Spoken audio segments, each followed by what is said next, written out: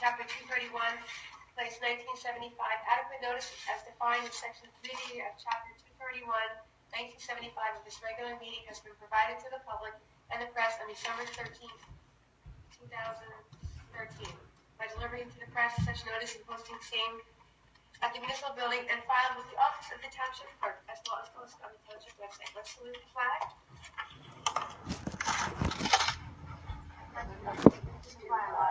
United States of America, and to the republic for which it stands, one nation, under God, indivisible, with liberty and justice for all. At this time, we will open the meeting to the public. And at this time, there is no public, so we will close the meeting to the public. And at this time, we're going to go to an executive session. Motion and a second. Don't you need to do roll call first? Oh, don't you need to do roll call first? Roll call? Yes. I didn't do roll call. Oh. Michael Chesky, Present. Diane Wexler, Kathy McCartney, Present.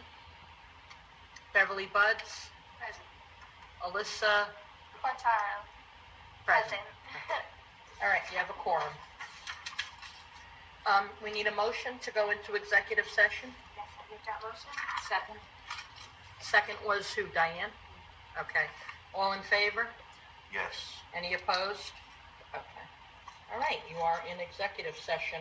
May I just, if you will, just let the commission know that this is Sandy Ergo sitting at the table. Sandy is with the Land Conservancy. I used to know it by Morris Land Conservancy. And your title again was? Land Preservation Director. Land Preservation Director. Sandy has been working with Mayor Marotta for some time on various issues, and I asked her to come tonight on behalf of Chairperson Beverly Buds, and Beverly will now explain why. Okay. There's been some meetings that have taken place with the mayor and myself over the last 2 months. As you all know, we have been the recipients of a grant, second grant. This one, this time, about $360,000, and that's come from the Tennessee Gas Pipeline for the lack of reforestation in the town of Vernon.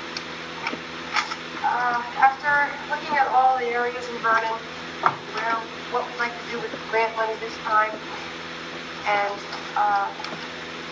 going back and forth, it's come to the decision that for the township that it might be nice to put back the American chestnut. It's a tree that's gone out, was pretty much gone extinct in the 30s, and it was very prevalent in this area, in this town. It was a very important tree to New Jersey, and so with this grant, we'll be looking at about 1,200 trees this time. Trying to think, where can we put 1,200 trees? And we can build our own new virgin forest. And we'll have the first American chestnut grove in New Jersey, besides the small one that's at Stoke State Forest. It's been in for about 3 years, and they're doing, 75% of those trees are doing well. Now, I've just gotten this information here that they do have a new strain that they're working with, and it is fungus-free. It is 100% American chestnut, and it will be out within a year. We have 4 years to spend this money on this grant, this $360,000. There will be other trees going in town with this grant. A Christmas tree will be going to each fire station, so there will be no longer cutting trees down to bring them in to decorate them. We'll be planting trees, which is a great thing, I think. So, where are we going to put these trees? Well, after thinking about it long and hard, and where would they make the most impact, I would like to go to Camp Sussex. Camp Sussex is in Vernon. There's 86 acres on one side of the property, and there's about 10 acres on the other side of the property. Diane, could you give us a little information about how that land falls as far as Highlands Preservation, Green Acres? Do you know? No, I don't. Okay, I all right. do. I'm sorry, Jesse? Yeah? Okay. Well, Do you want to? Do you want me to tell? I do. I want some. Yes, please. Thank you. Okay. There is an 86-acre parcel on the one side of the road, which is the bulk of Camp Sussex. And then there's an 11-acre parcel, actually 10-acre parcel, on the other side of the road. The 88 acres are in the planning zone, planning area, and the 11 acres, I'm sorry, I said that wrong. The 11 acres are in the preservation area, the 88 acres are in the planning area, and you need to know that there is a stream that goes right down the middle of the property. So anybody who were to purchase that property for any kind of development would have a very difficult time because you've got wetlands going right through the property. The 11 acres are in the preservation zone. Okay. All right. Now, the original, I met with the people that have purchased the lien for the property. They were originally asking $685,000. You've gotten them down to $510,000. I feel like $510,000 of open space money that is doable. I feel comfortable with that number going for the Is that council. both parcels? That's one parcel. One parcel. For the second parcel, which is across the street, they're asking an extra $45,000, which is, in all honesty, for 10 acres that we really wouldn't be using and adding towards the park. I feel that's too much money. If they're willing to move on that, maybe take $20,000, we may be interested in that. We could do a environmentally friendly parking lot. I know that's not something that's, necessarily environmental, but however, for events, any kind of craft fairs, tours, anything that we might be doing there, it could serve its purpose. And possibly there's a house on the property that, if it's salvageable, could serve as a visitor center. It's for Vernon. We could bring vendors in, local merchants who could sell their goods there, open it up maybe during the summertime on a Saturday and Sunday. So there's a lot of options for that building if it's salvageable. But right now, that's not an option for us to, I just don't feel that I could pitch that at the moment. It's like $45,000. So in 90 acres for $510,000, we have $1 million of open space money right now. We haven't bought open space in 10 years? Just, I think that for what I have a vision for the property. If I could lay some photos out and show you what this would entail besides a forest. May I just say something? Okay. Part of the Environmental Commission's jurisdiction is to negotiate and purchase land for open space. Now, they don't have the final say. The governing body has the final say. But the Environmental Commission can negotiate a purchase and make a recommendation. So what Beverly's talking about is purchasing the 88-acre parcel of Camp Sussex to preserve as open space, using the township's open space money that we've already collected over the past decade, which is about $900,000. Sandy Ergo is here because she is a land preservation specialist, and she will discuss with us other possible grants and other means for contributing additional monies for this property. So as an Environmental Commission, what you're doing tonight is, right up your alley. You have that jurisdiction to buy land for preservation and open space. I'm wondering why we didn't do this when this was brought up. Remember, the mayor wanted to purchase the property. Well, I forgot the reasons why. Bev, you want to speak to that? At that time, why did we not do it at that time? Well, it was still in foreclosure. It wasn't a sure thing. It was still in foreclosure. It wasn't definite that you could do it. At that time, there wasn't necessarily the will to do it on the Environmental Commission. So it kind of got put on the back burner. Construction, I mean, the demolition, we looked at, as we decided, I mean, major dollars. Well, it wasn't that, it wasn't really, it was more I'm just trying to remember why. It was more of a township project than it was for our Environmental Commission. We didn't have a reason. Here now, we want to bring back this chestnut and put a virgin forest in that all of the township can use, and it will be, the state of New Jersey is big on bringing back this chestnut. This is a huge thing. It's not just for Vernon. There's more involved in that, and I wish I knew all the ins and outs of how this will play out in the state of New Jersey, but it's going to be huge. It's not just about Vernon. It's about us doing this project and bringing something that I can see this vision of the community enjoying this park, and it'll be preserved. There's actually, in all honesty, let me tell you some of the endangered species that are on this property. The great blue heron, bald eagle, timber rattlesnake, bobcat, eerie, barreled owl, wood thrush, wood turtle, golden-winged warbler, Canadian warbler, hooded warbler, cerulean warbler, black-throated blue warbler, and the worm-eating warbler.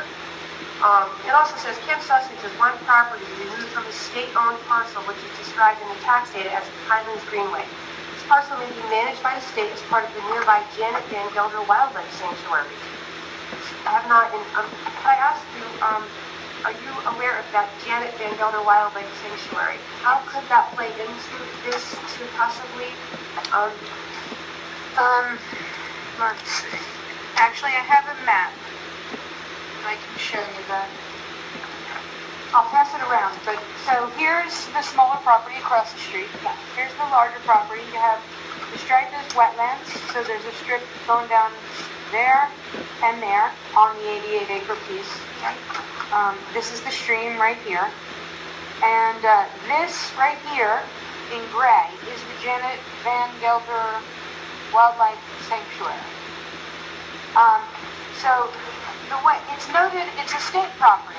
It's the Highlands Greenway, and we just weren't sure at the time who manages this property, but we think it's the same people who manage Janet Van Gelder. So there's one property. It's 80 acres. It's this property here. It's all forest in the back, and it only has improvements right up there.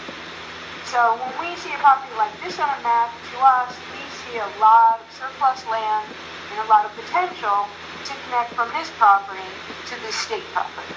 And whenever we're doing things like this, we try to make those connections in public lands so that you're not constantly stopped at a border, at a property boundary. So, you can create more of a circuitous, more of a corridor for wildlife, in general, a green corridor, and reduce fragmentation. That's what we try to do. great, yes. And I can pass this map around to you. Thank you. The parcel that sits between is an oversized lot with one home on it. It is vacant and forest adjoins both Camp Sussex and the state-owned Highlands Greenway property. So that is good to know. Basically, if you would like to come up now and just take a look at the vision that I have for this. Just imagine that this is what the property looks like now. If you want to start here and look at this with all the houses and the stuff that has to go. All this would have to be demolition. I don't know if you can see. But it shows every building on the property. There are two buildings that the mayor would like to keep, I know, for an arts building, maybe for a theater. And they look in very good shape, and they're the biggest building. But most of these buildings, the little huts and everything, they all have to go to get prepared for this forest. In the forest, it's going to be more than just a forest. It's going to be sectioned into different sections. We're going to bring back the American elm, the American ash, trees that have had a really hard time that we can watch after. That's what makes it special. It's going to be the rebirth of this, fantastic forest. And the beauty of it is you don't have to pay for one tree. It's all paid for. We don't have to pay for any of the work to plant these trees. It's all paid for in the state of New Jersey. That's the beauty of it. Where our SNAP comes in, it's demolition. So that's what we're working on now. But if everybody wants to just take a look at the vision that I have, cobblestone walkways, different gardens, meditation and yoga, and conservation study. One thing that I really like that I spoke to the mayor about would be we would have a walk for life cobblestone walkway where once a year I know people that have survived cancer or have loved ones that have survived cancer do the walk. And this would be a place where Vernon we would have our own place to do the walk. And we could light candles, we could have, You took all these photos? didn't got them all done today. No, I didn't. Stop. But I was thinking another way that we could generate money for the park would be if people could maybe buy a stone that they could put in this walkway to commemorate or remember a loved one that may have passed or something. But it's wouldn't be any recreation on it. We might have a little bocce ball by the beach and maybe a little volleyball court, light recreation. But it would basically be for just relaxation, enjoying nature, butterfly gardens, Zen gardens, little water pools, and enjoying that new fresh forest. So I wanted to pitch that to you first and see what you guys think about the Environmental Commission creating our, this beautiful virgin forest in Vernon with this rotten, rundown camp that we can turn into something beautiful. I would like to know how you all feel about this. I think it's a great idea, too. Okay. Good. I'm very glad. Michael? Yeah, sounds like a good idea. I just, as I said, I'm a little confused about why we didn't take it the last time. I know it was due to demolition. Now all of a sudden we have the money to do this. There was an issue about the property back then. I'm just saying now all of a sudden we didn't have the money. No, we've always had the money. We've had almost $1 million in the fund We for want to see what it decades. looks like now. Yeah. Here, so just so you know what we're up against. I think. No, I haven't been on it. Okay. I toured the property. I think to answer Mike's question, though, we've always had the money, so I'm not sure. Why did we do it from there? Well, you know what? I was just trying to remember the loophole. Different mayors, different councils, different time. No, Mayor Milano that didn't want to purchase the property. Remember the newspapers? I don't ever remember the mayor not wanting to purchase it. Right, I mean, he did want to purchase it. He did want to purchase it, I yeah. guess they took a vote. He's always wanted to purchase it. Remember At that time, as I said, it was still, there was still tax liens on it, and there were a number of encumbrances. It's all been cleared. Everything's clear, and that's the final. Everything is paid, taxes are all paid, everything has been cleared. What Sandy is here to discuss tonight is the possibility of applying for additional grant money to offset some of that cost, right? Maybe you could let her. Yes, and so basically first of all, I wanted to respectfully give everyone the chance to understand the project. You all know about the grant. I have the final paperwork. I just got it, so we have the grant. It's right here. We received the grant. I'm very happy to say it's a lot easier than last time. Vernon Township's No Net Loss grant has been executed, and an original copy has been attached to your files. The No Net Loss Reforestation Project Grant Agreement provides a work period from 1/31/2014 to 7/31/2018. Final inspection by the forester in charge must fall within this time frame. Reimbursements can now be submitted. We can go ahead and start. So this is a huge deal. $354,960. $354,960. It's a nice number. We can do a lot with that. And so basically, I'll turn it over to you. Okay. So, this is a wonderful project, and I really would like to help you guys. I guess I want to start from the beginning, and for now I'm just going to leave off with what your vision is and what your future plans are to do with it. And let's just start with the acquisition of it and the demolition, and talk about money. So your price is fabulous. on 88 acres, and I estimate it's very likely worth at least $7,000 an acre, and it could be more like 8. So at $7 an acre for 88 acres, I'm coming up with 616. I don't have my calculator, but I think that's right. So you're approximately 100,000 under what I think is the minimum value that will come up in an appraisal. Now, it will have to be appraised. If you want to access Green Acres money, Green Acres is saying right now, they've been saying for a few weeks that they're going to have a spring round. Now, I have to just caution you a little bit because there are a lot of skeptical people in that regard. Things are a little crazy right now in Trenton. Green Acres has mostly, all of their staff has been turned blue because of Hurricane Sandy. Ever since the hurricane, they've been busy buying out homes and flooded people, and etc. So they have very limited staff, and they also have very limited money. Now, they know that there's a massive pot, millions of dollars out there, assigned to towns and not-for-profits that they haven't spent. They asked for, $2 million for this and $1 million for that and whatever, and they couldn't get a deal for whatever reason. They couldn't spend it. It's still technically written down on the books as theirs. So what has to happen in order for them to have money for a round is they have to do reprogram and take back the money that's been assigned to people who haven't spent it. Which, P.S., they did to Vernon a couple of years ago. They took back $1 million for you guys because you didn't have an open space tax. So you had $1 million in planning incentive funding assigned to you that you could have used for up to 50% of an acquisition. But because you have no open space tax, they canceled it and reprogrammed it. We did argue hard about that because here's the thing. The town raised $1 million and didn't spend it, and you still have it. And so they only stopped the tax at the point at which you had a pretty significant amount of money and no projects to spend it on.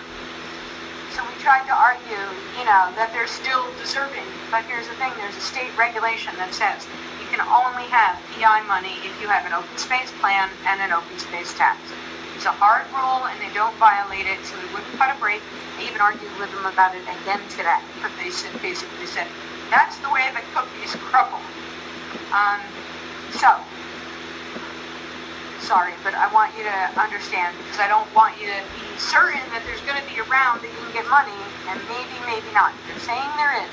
The problem is, they need staff to reprogram that money. It's an effort. You have to threaten people, send letters, say, we're taking away your money unless you encumber it immediately. You have to give them a month, and then you have to send the letter reprogramming it. It all takes effort, and they don't have any people. All their people have been turned blue.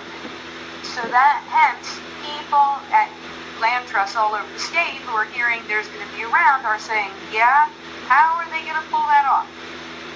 But they're saying it's going to be in the spring, so like right now, in spring. Now, the last time they said it would be in spring, they had a round. It was in July. So that's where I'm betting on. But it's a bet. And they can come out in June and say, look, we decided we don't have the staff. We can't do this till September or next year. There's no telling. If they have a round, I can help you apply. You can get a grant for 25% of the certified market value of the property. That's the max that you can get, the 25, because you don't have a tax. The tax makes you eligible for 50%. Now, keep in mind, it's 25% of the certified value. So, you're buying it for $510, but if the certified value is, let's say, $700, instead of getting 25% of $510, you can get 25% potentially of $700. Now, doing that math, 10%, 5, right? About 175. 175. 175 is doable as far as if you look at the other rounds and what the state has given to towns in other rounds, it's usually in excess of 200,000. It used to be much higher, 300,000, 400,000, 500,000, good old days. It's come down. I think the last round was 250 most towns got. So that's doable. the money can only be used to acquire.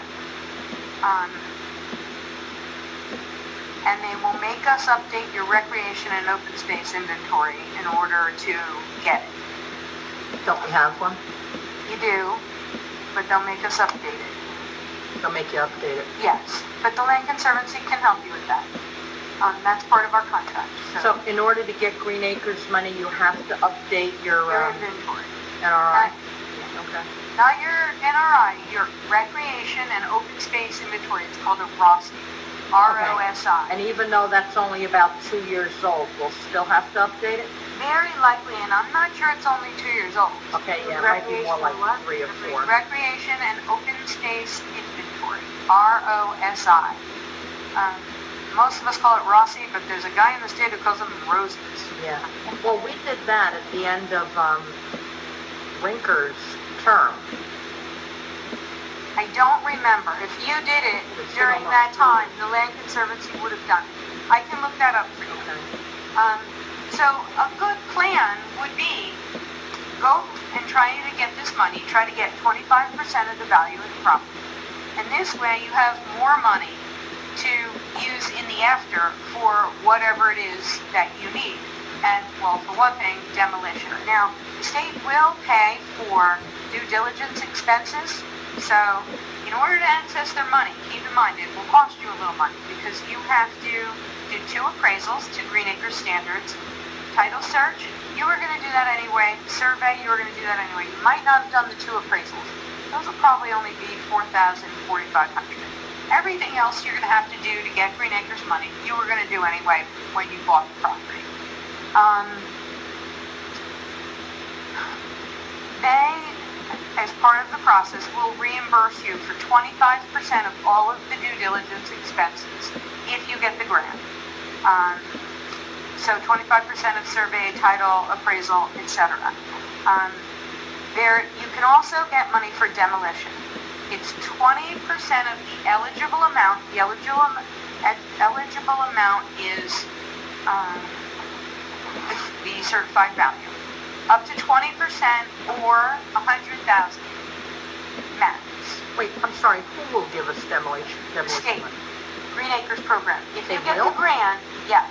If you get the grant, we will put it in. It's soup to nuts project. So you put down, we're going to spend 2 appraisals, we're going to get a survey, we're going to get a title search, we're going to get an environmental assessment, and we're going to do demolition. And when we ask for the grant, we're going to estimate the cost of all those things. Some of them will actually get actual real-time quotes, prices, and maybe all of them. And we're going to put all that down in the grant, and we're going to ask for 25% of the entire thing, everything it's going to cost to get through closing and demolition. Wow. Now, no planting, no improvements of any kind. You're not eligible for improvements because there is Green Acres funding for improvements. It's only available to urban aid or highly dense municipalities. You're not either. But you can get 25% if we apply and you succeed. And I think you have a very good chance of succeeding because we will play the you took $1 million back card, and we will play that hard. So, assuming they have the money and they have a round, I think you have a very good chance of getting them to give you the money. It's also their way. They can contribute to a project. It can be a Green Acres project, and they only have to give 25%. So they'll like it. Didn't you say there's a little bit of money now, though? Before the next round? Yeah, but there's no way to get it unless they have a round. You don't have any money, and you have no way to get it until they invite you to apply. Okay. Most of us don't have any experience. What is a round? A round. So that's basically when the State Green Acres program. It's in Trenton. It's the state's real estate branch that buys land for preservation, conservation. When they announce that they're having a round, that means a funding round. And they put out the announcement, they send it to all the towns, they publish it everywhere, and they say you're invited to apply.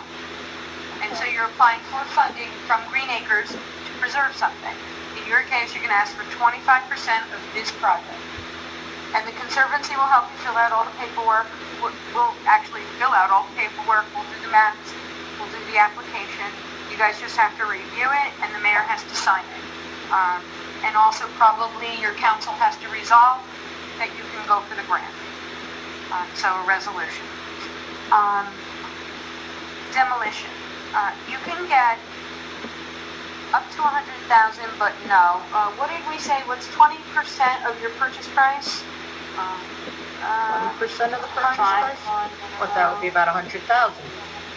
Times 0.20 is 102,000. Right. So the max, that's 20%. So the max, if you spend $200,000 on, no, it's going to be 20. This is very confusing.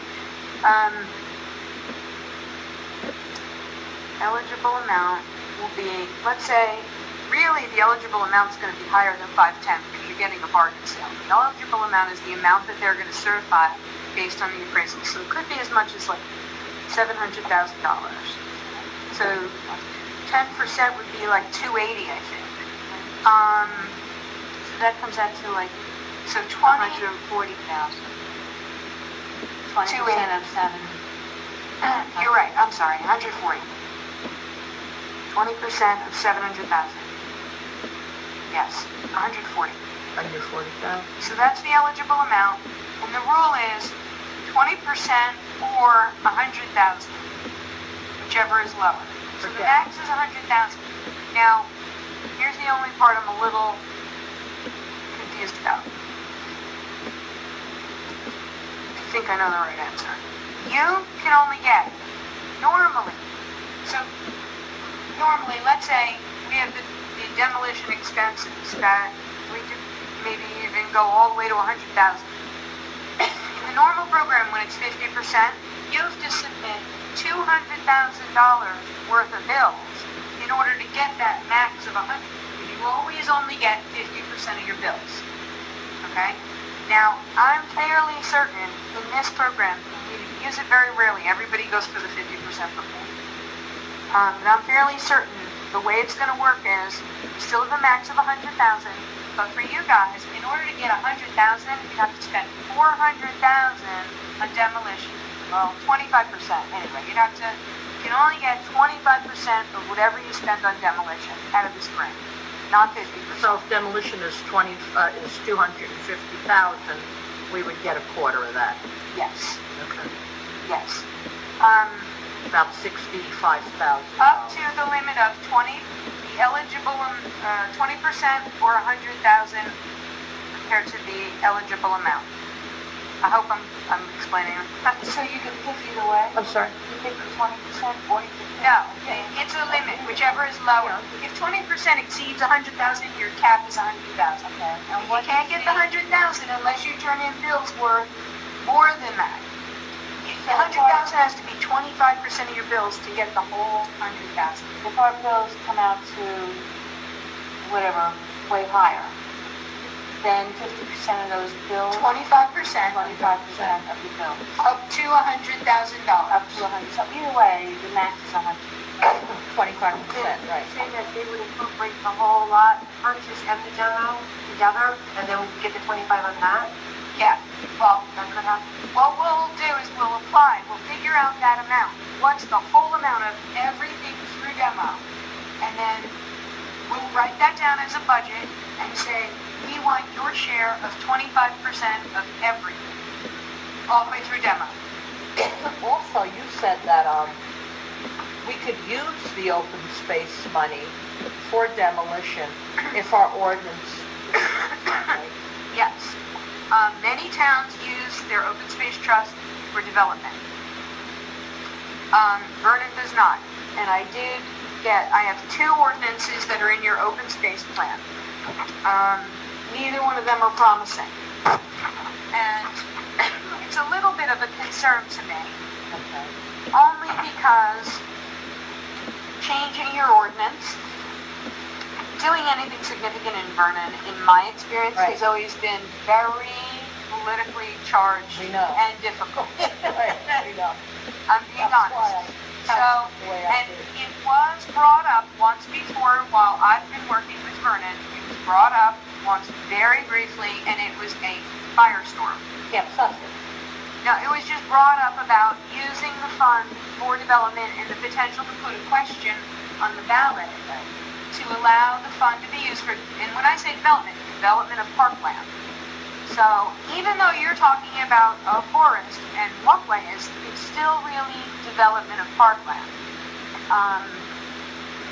So from my reading, if these are your only two ordinances, it just totally doesn't speak to it at all.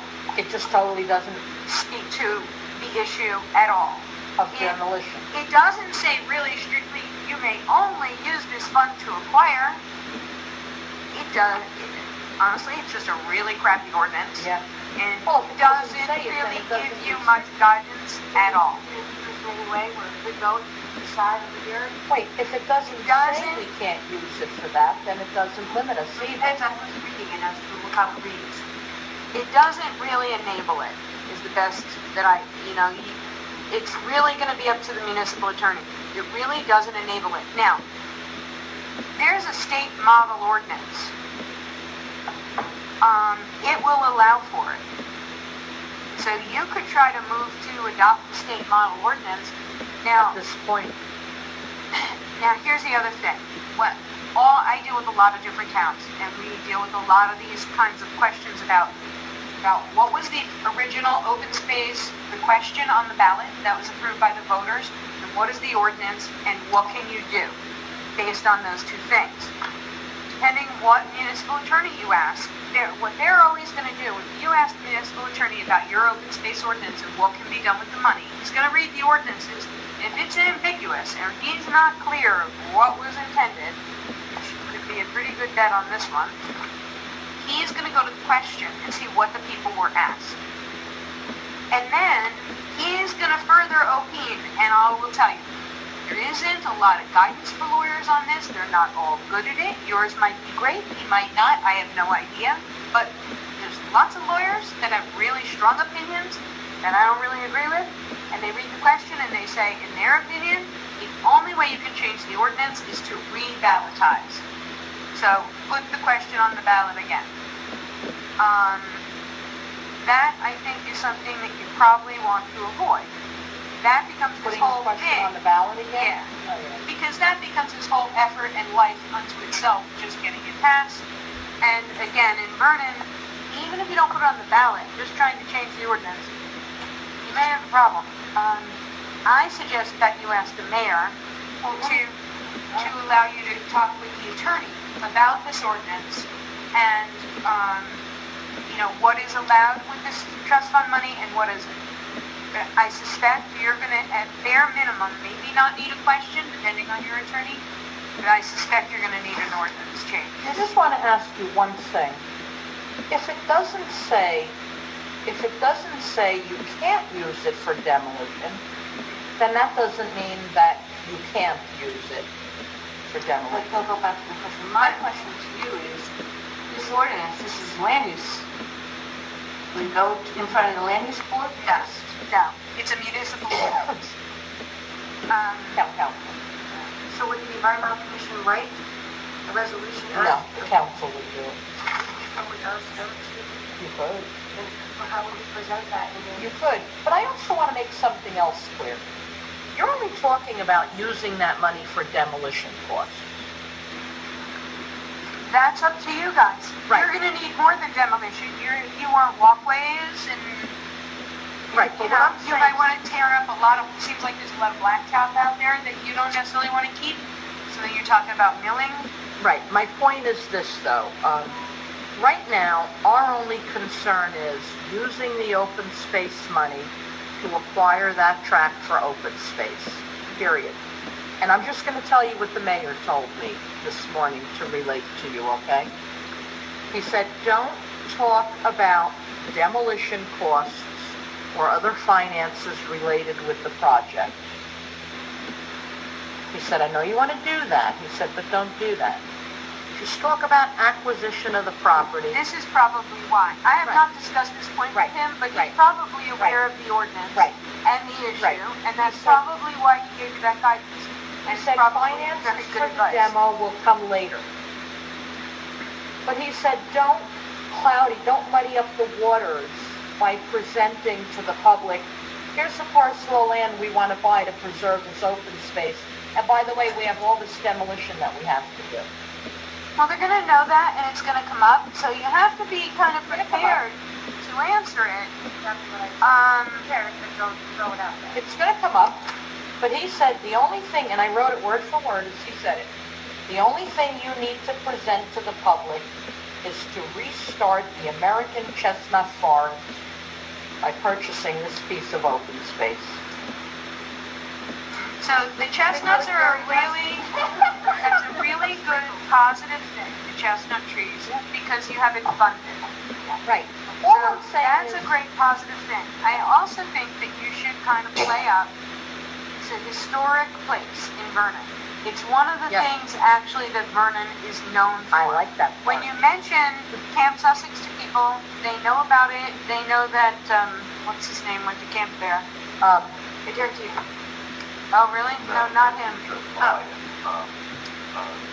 The older Jewish Yeah, the guy. actor that, Marty, no, yeah, the actor who came up here as a child. It's on their website. It's a really historic place. There are a lot of people who know about it. There are a lot of people who went there.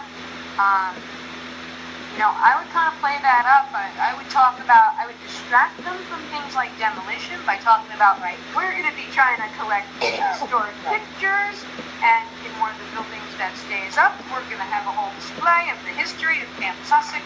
It's very famous, etc., etc. So I think that's a good angle to play.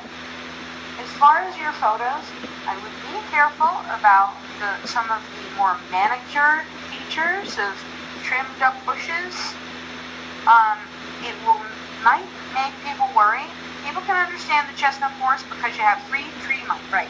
But when you start looking at trimmed up bushes, you're talking some manpower, and people might get nervous. So even if that's a great future goal, I would be a little careful about the stuff in the pictures that looks expensive. Right. Well, I'm going to tell you something. I've got a way, and I'm going to offset some of this cost. In this cobblestone walkway that we're going to put up, and the benches that are going to go around, we're going to bring in, of course, businesses that work here. I'm an advertiser. That's what I do. So I'm going to use that mentality in this project. Different businesses, if it goes beyond the scope of Vernon, could buy into this. I'm saying we're going to do volunteers, a lot of volunteers, and we're going to ask people, like I mentioned, the Walk for Life. That's important to me. We have a place in Vernon where people can go and do this walk once a year, the major walk for life, and also of this cobblestone walkway. It's very important to me because you can buy. We're going to open it up to the public. People can purchase a block along this walkway to remember a loved one or put their family in there, and we're going to sell that. So 50% will go to the artist, the phenomenal artist that can do this beautiful work, and then 50% will go to the township to try to offset. Also, the builders and vendors that want to get involved in different parts, because we're going to split it up into different, like a healing garden. There's going to be a little center where people can do yoga and look at the sunset. And so this way people can buy into different aspects and have their business. We've done it before in terms of Maple Grange. We've done it at Flats. But it's just a way. You've got to find a way to generate a little bit of funding. Wait. There was huge controversy and debate over developing Maple Grange Park. I think what the mayor's trying to say, Bev, is that don't talk about any of that stuff, because the people out there and the people that are going to come in here, they're going to equate that to money. I don't want to spend this kind of money on that project. But if you just present it as, we're buying open space and we're going to restore the American chestnut forest. Everything else you're going to do can come later. And there's historic value, and it's part of the character and the history of For the Vernon. historic value and the forest. We need to have Camp Sussex preserved as open space because it's a historic parcel for Vernon Township. I love all your ideas. Well, I'm just thinking about, I'm also getting to, there's two things we're going to get hit with. Demolition to get it prepped, and then it's not even that. They're going to nail us on the yearly uptake and what it's going to cost, manpower, however, to take care of this property. And that's why I was thinking, things of ways to offset the birds here. I'm not, that's not going to be part of the pitch. However, it's going to come up. You got these people out here, they're going to be waiting to grab you by the jugular. Remember that only 3 people sitting up here have to vote for it, and it's a done deal. Okay? I know. All right. That's true. It is Yeah. on the council. Yeah, but if you start talking about projects, they're going to start equating that to money. All right, well, But if you just say preserve the parcel for open space and historic value, here's the money, we already have it to buy it. you did that for them. Yeah? Okay, I got you. Now, also, but with the historic, I mean, it is true, Camp Sussex is historic in your town. It is one of the things from a long time ago that Vernon was known for.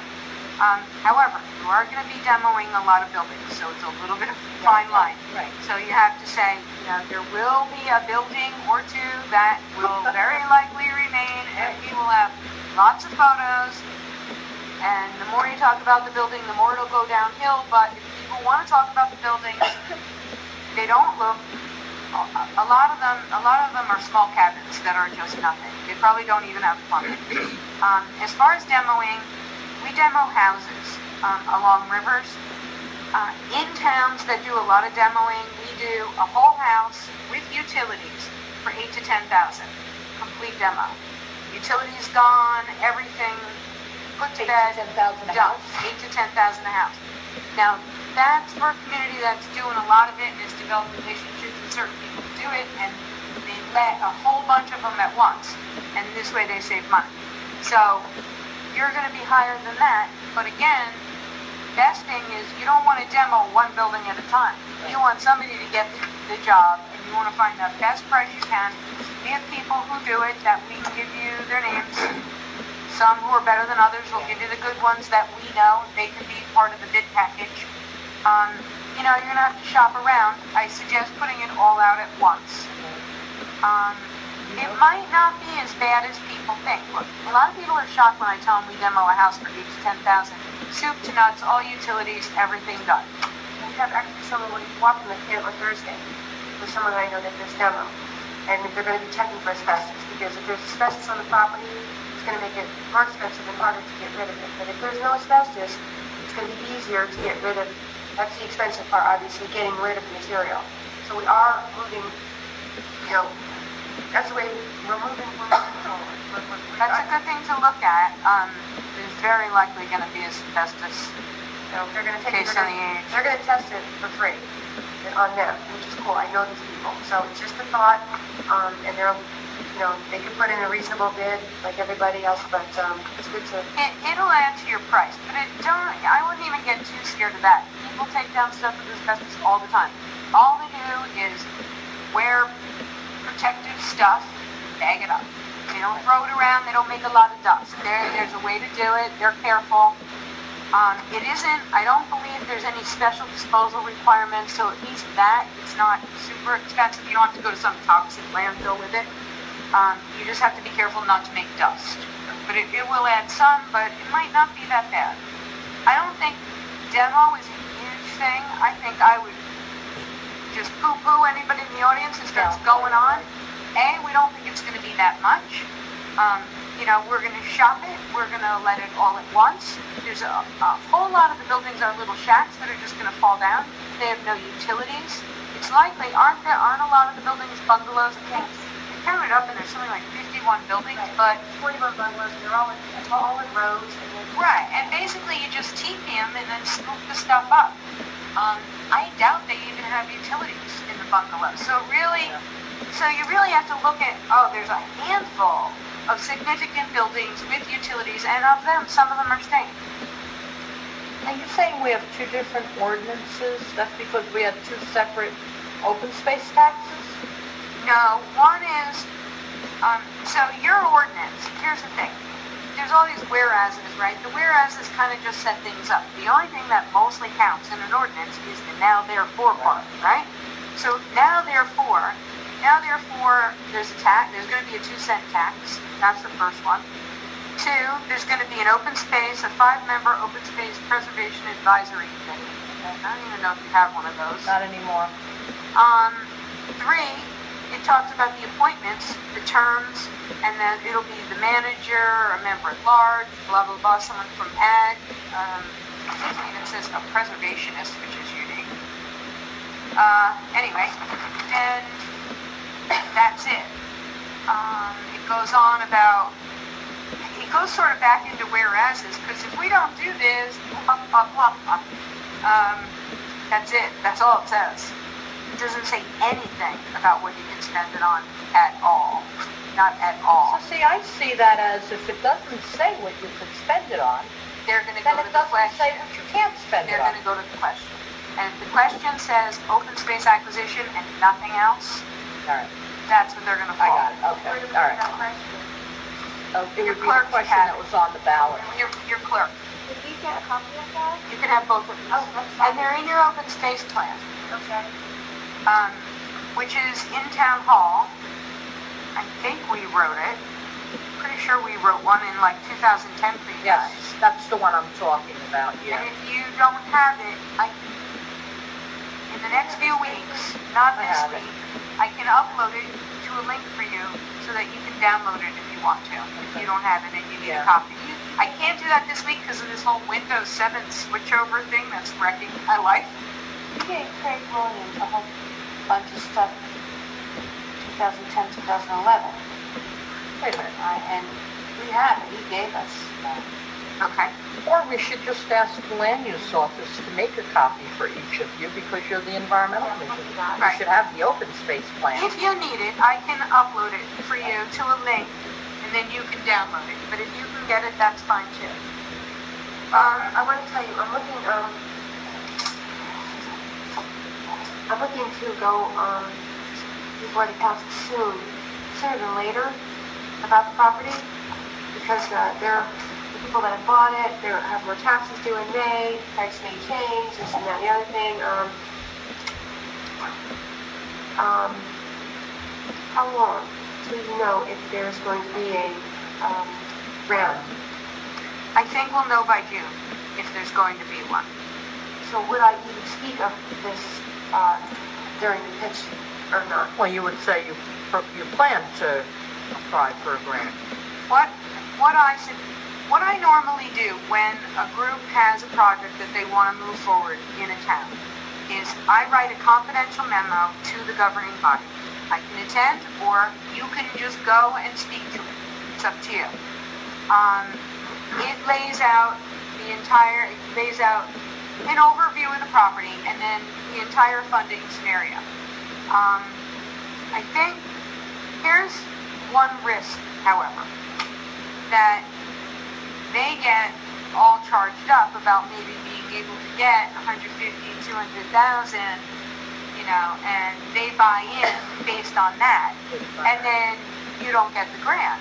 Now you have enough to just go do it, and that's what you're planning to do right now. You might find better buy-in. The mayor seems interested in the Green Acres route. You might find better buy-in if you can leverage your money and have partners. It also helps you to preserve that fund for the after, so that after you buy it and you want to start broaching the delicate question of how your money can be spent that's in the trust fund and where you can access money to make the camp a park. If you can win that battle afterwards, you'll have more money to play with. If you get 200 grand from Green Acres, you'll have significantly more money. But it's a risk you run. Even if they have a round, I can't guarantee you get through, but I will tell you, honestly, I think you have a good chance. Because, politically speaking, they took away your $1 million, they know it, I remind them of it constantly, and I think based on that, if they have a round, you have a really good chance, but it's not a guarantee. So it could turn out, they either don't have a round, or more likely, they will have a round. Even if they do, it could turn out you don't get funded, then you're back to funding it all on your own, and you've offered this up, you know? So don't bring that up. Well, you have to bring it up because you have to get ready to apply. It's not a 2-day thing. You have to work it. I will be working. As soon as we hear, they'll usually give us in the neighborhood of 6 to 8 weeks, 4 to 8 weeks from when they announce to when it's due. Now, when they want to try to limit applications, they'll make it quicker. So it could be 4 weeks. They don't have a lot of money. They're going to make the timeline really short, hoping some people fall out because they can't make the deadline. So we have to be ready to go. What I could do is I could write your memo saying, here's the amount in your trust fund. You can afford it. You can just go buy it. That's plan A. Plan B is if you'd rather try and leverage your money, we can take a shot at this funding that's coming up. To try to broach it that there's more than one way, and our plan A is we just go buy it and we can afford it, and that's what we really like to do. But we're also willing to go through the motions and try to get an infusion of funds to leverage the funds that you're going to spend. But if we don't succeed, we still want to buy it. Is there any county money, or is that just for farmland We preservation? can go to the county. There is money, but there's very, very little money. That's what I thought, right? Again, it's something that you might get $30,000, $50,000. But in the after, that could be a whole bunch of money that you could access to do something you really want to do with the place. If you purchase the property prior to, The funding. yes, will you be reimbursed? You can, in the normal Green Acres program, the money's already assigned to you. You go buy it, and if you lay out your money, as long as you jump through all the hoops, do the paperwork, you can be reimbursed. Reimbursed. So in this program, I would say the answer is, and I will have to check with Green Acres, but there is a chance that if you're not awarded yet and you go buy it, like you have to at least be awarded. Then you could go buy it, you can be reimbursed. You don't have to wait until they're willing to send you the check. So if you get an award and you've been doing your stuff and you need to close in 3 weeks because you have no more time, these owners aren't going to wait any longer. But you're not going to get a check from Green Acres in 3 weeks. If you've been awarded, certainly you can go close, you can submit all your bills and get reimbursed for everything. To wait for the award. That point I have to check on. I think they may tell you need to, at least I think, you shouldn't close until after you apply. At least after you So apply. we can apply until we know if it's going to be around. Right. And we won't know that until June, or we'll know that prior to June. Could be prior to June, but I think it's between now and June. Okay. Beth, question for you actually. I know you're anxious for this because you want to buy it yesterday, but why do we have to tell anybody anything? Typically when you're negotiating for land, you don't put it out to the public until you're ready to buy it. You don't discuss negotiations with the public. So why discuss anything with the public? Well, Until... Can I butt in here for a second? Go ahead. Is this a commission or dictatorship? I don't quite understand. I don't quite understand your This question. wasn't brought to anyone's attention prior to tonight. I didn't have any input on this or suggestions. Well, this is your input. It This seems to is be your one opportunity for person's suggestion. idea, and that's it. Is that fair? Wait a What minute. is the difference between a dictatorship and a commission? Is it fair that you're sitting here and you have every opportunity to open your mouth and I discuss have, it and and you're I not? didn't cut off. Well, Why wasn't this brought to anyone's attention before it happened tonight? nothing happened. This is the discussion. This is what you're discussing tonight. I don't understand the point. I'll Is it tell on the you why. agenda? I'll tell you why. Because you can't, no, because it's an executive session. You can't discuss negotiation in Well, public we haven't session. had any input about this You tonight. can't. Only in executive session you can. So they're not allowed to input on this. Of course they are. Anyone sitting at this table is allowed to. It didn't appear to be. We haven't been able to get a word in an hour here. well, we're letting Sandy speak right now. So we're trying to find out what our Just options. looking at it in a different, We're trying to find out what our options are. So it's Let back to them that. ask their questions. So we can't apply till they announce the round. Correct. So going into contract should be after we... Well, that's between you and your governing body. You guys can't go into contract. You can only ask them to. Right. But it is Your true. timing, right, this is just a discussion at this stage, Mike. Now, so the negotiations are always done confidentially in executive session. But there should be a public vote before the council. What happens is you guys give a confidential memo. I give a confidential memo. You go to executive session. Maybe all of you are invited to go to their executive session or a spokesperson, however you and them want to set it up. Go into executive session with them, discuss it, and then they either are going to come out and they're going to have a resolution on that night, or they're going to have it on another night. But they're going to come out and do a public vote authorizing the mayor to enter into a contract for the acquisition of open space, and they can first do a resolution and approve it, that he signs it. Then there also has to be a spending ordinance, and that requires a first hearing and a public hearing. So there's plenty of public hearing, but normally the public hearing is being held after they've voted to sign the contract and they've signed it. Okay. So the timing of the contract, does that have anything to do with when the round starts? Does one have to be ahead of the other? Yes, that's a good question. I explained to the mayor today that in order to get the Green Acres money, you really want to have a contract. When you send in your application, they're already telling everyone, if you don't have a contract, you're not getting money. They're saying that over and over and over. So it is important that you go into contract before you get the money, which is why they really should be prepared to buy the property whether they get the money or not. Because if you're going to enter into a contract, now, although you can, and they probably would, most of these contracts actually are written in, it's contingent on your getting the money. And that's probably the real estate contract they'll enter into is contingent on getting the money. If they don't get the money, they can back out. Now, they don't have to, but it's their option. It's contingent. Let me ask another question. If we bought the property, and knowing what we're doing with the property and what the scope of it is there any money available? Just say the round doesn't come up, and we purchase the property. Is there any money anywhere else to get after the fact for the demolition, which would be separate from the purchase? No, not really, no. Or the building up of the forest? I mean, look, the Conservancy consults for the township. If we hear of any funding that's appropriate for anybody, that we know you're looking for money and we hear of it, we will let you know. And stuff comes up a lot.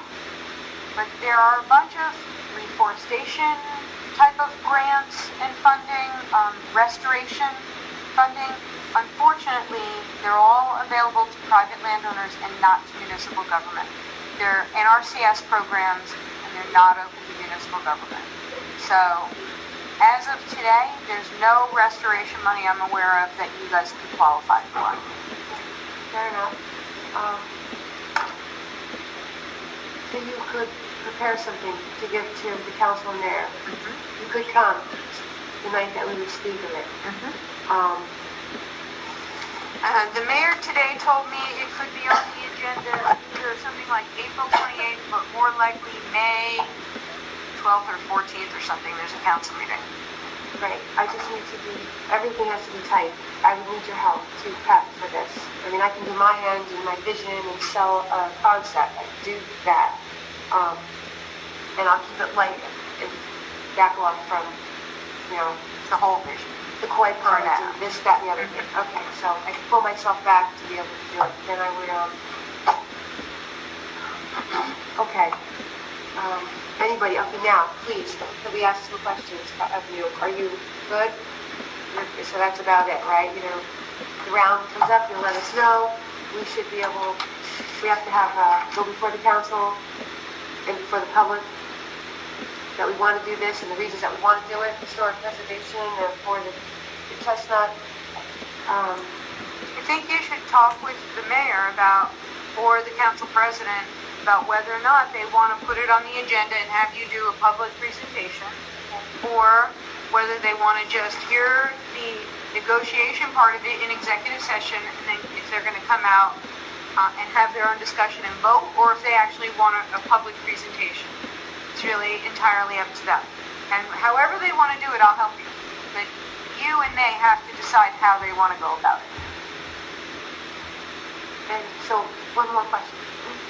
So it is not clear exactly how we can spend the open space money. Not really. And not to me. It may be to your attorney, but I'm not an attorney. These are the two ordinances I have. If these are it, to me, it's it just doesn't say. It says you're going to have a tax and a committee, an open space committee. It doesn't say anything else. I thought we didn't need a committee unless we had open space fund. Is that correct? Right. Is that correct? Well, you do have an open space fund. Right. I can't speak. Your ordinances say you have a committee. You don't have one anymore. Whether or not somebody officially ordained that it's no longer, I just don't know. These are the only two ordinances I have. There could be other relevant ordinances. This is what we gathered up when we wrote your open space plan, which I think was maybe 2010. And these are in your plan. There could be other relevant ordinances. Will the state be maintaining the property should Vernon Township buy it? No. Okay, so who will be maintaining the property years to come? Vernon Where will the funds Township. come from? As long as Vernon owns it, Vernon will be charged with the care of it. Plans that you're about. So the Vernon Township would have to maintain the property? Yes. Because I do recall that was a discussion the last time they wanted to buy the property. Just curious, I was thinking of something else that had recently come up where I was asked to provide a cost-based analysis. Has there been anyone put together on this property? That's what we're doing right now. That's why we're bringing the demo guy over, and that's why I'm meeting with Well, Jake. what about the future? Oh, wait, that's why I'm meeting with Jake Paulus, who's in charge of the DPW. I'm going to have him walk the property with me and give him the vision of what we could potentially have there and give me a breakdown of what it would cost yearly to maintain the property, which I'll be prepared with all that, Mike. Trust me. That's why I want to know how much it's going to cost to demo, how much it is going to cost to run it yearly. And if I can get volunteers to come in and help, if we offer them something, give them a couple benches, let them make a point on it, put their name on it. That's why I had to go far and reach in there, because I have to find a way to offset the yearly cost, because that, to the taxpayer, is going to raise some red flags out there. I can see them out there already, some of them. Oh, it's going to break their taxes collect to have this thing. Not necessarily. Not if I can get 10 vendors that are in the business to come on, give them something, and then, whether let them put a pond in or let them do the help in the making of the thing. And as far as we would close the park 3 months out of the year, maybe, because it would be winter, and maybe we wouldn't be able to maintain it safely to have people for liability walk the walkway. So I'm thinking of all these different, and then worse of the winter, maybe we would walk the park. We wouldn't have to worry about liability, slips and falls, having extra labor from DPW coming over just to do the snow shoveling, etc. Any way that we can, we would work to cut costs, keep it safe, no liability. Well, I have one suggestion for the answer to your question. You do have a significant amount of money in your fund right now. Hopefully it's invested and it's throwing off something. Now, for a while there, nobody's money was throwing off anything. These days, I guess it's throwing off a little bit, a couple percent. Hopefully it's invested and it's throwing off a couple percent. And, if you can manage to spend less than half of it, at least it's going to continue to throw off an amount that could be applied towards maintenance, but again, only potentially if you address your ordinance.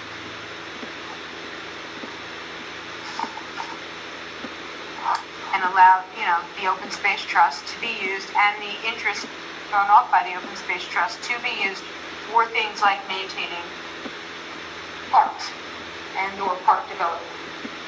And that's, something you'll have to decide as a town. Well, we can open up a fund where the park can make money. Like I said, yoga classes can go out there. Different people can go out there, and on Thursday night you can have a yoga class out there. You know, someone could go there and make money. We can open up, I'd like to have a clearing area where, at a gazebo, where people could maybe get married there. Have a small little venue. Put a tent up. There's ways that the property will not be, I don't want it to be a white elephant in any aspect.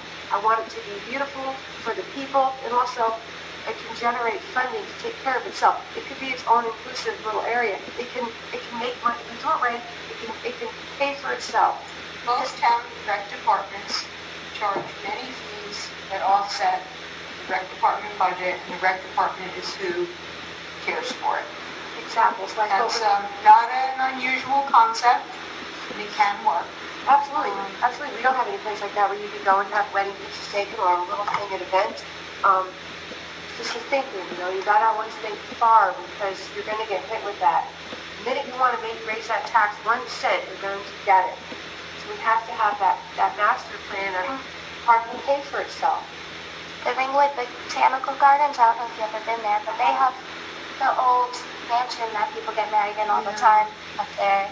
They managed to make money off of that. Farmers of America will come and help. Yeah. They made it into a museum and everything. They generate money through that. So I love that. See, we can, I know that's farther than we should, the basics, but with these pictures, I thought real far, because you got to see the whole, when you're selling something, you have to see the very end of it. You can't just stumble through to the middle and not know. I want to see the very end and then see it making money for the town, being a real enhancement for the town, plus serving the purpose of a brand new forest and serving the community as a place to go to enjoy wildlife and endangered species. I was thinking of calling it the Audubon Society because there's so many birds in the property.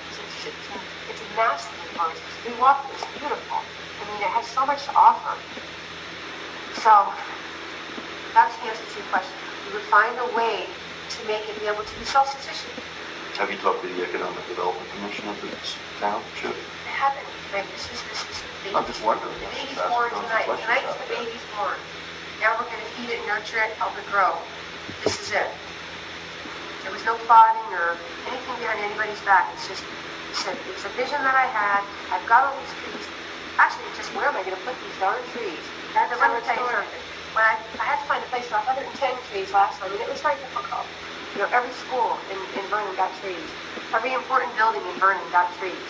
I actually had to find a place for the trees. Now, 1,200 trees. Where can we put them all in? They can all be appreciated at this camp with a brand new forest for everyone to enjoy.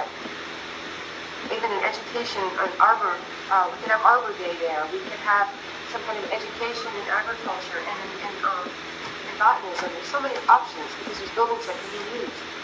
Educators can come in. Let's bring the chestnut back. That's significant. We'll be one of the only places in New Jersey to have this brand new baby chestnut grove. So it's a shame that it has to be like that beautiful, fluffy vision has to be, clouded with the politics of how to acquire and preserve and upkeep. But that's the way it is. And I really appreciate everything that you've said and then for us because it's something fabulous. And I believe in it. The town does have $1 million, and it was raised exactly for this purpose, to acquire land for open space. My understanding is not spending that money on open space is really a difficulty. Doing anything other than spending it on open space is really a difficulty. There's been talk in the past about giving back to the taxpayers. There's no way to do that. There's no legal way to do that. The lawyers all scurry around chasing their tails and even bring it up. It was raised for this purpose.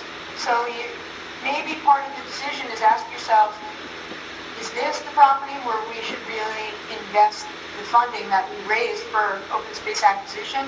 Or is there some other parcel? Based on your trees and the open land, there's very little open land in Vernon. So I will tell you, if you were to look for another place, which I'm sure you already learned recently, to put 1,200 trees, you're going to have a really hard time in Vernon. So from that regard, it's a real fit. And I mean, look, it's not that your $900 or $1 million, 900,000, whatever it is, has to burn a hole in your pocket. But you've had it for a very long time, and it hasn't gone to a park. And it might not be a bad idea if it did. And if the town had a focal point and a positive thing, and I agree with Mike, you should talk to every group. You kind of want buy-in from the ground up. You want a lot of people to get behind it. And maybe not the entire grand scheme of it, because really, you're going to even have to walk and talk your vision of it. After you get it, you're going to have let other people have their say of what's going to happen there. Otherwise, if you don't, you're going to have more opposition. And if you can include some kind of a rec component, there's already a lot of rec out there. There's some portion of the rec out there that you could preserve, and that part won't be a chestnut forest, then that would be, hopefully satisfying the rec contingent that might come out and say, we don't have enough lacrosse or whatever. In most towns, what we do is we first work on buying it, and then when it's a big, significant, and a lot of times it is, for a lot of towns, we go in and they have this one big thing that they really want to do. Now, there are towns where, we've worked for years and we keep preserving farms and we keep adding to parks, expanding parks, and there are towns like this, and there are little tiny towns where you would think there's nothing to do there. And we expand parks. And it's a great thing.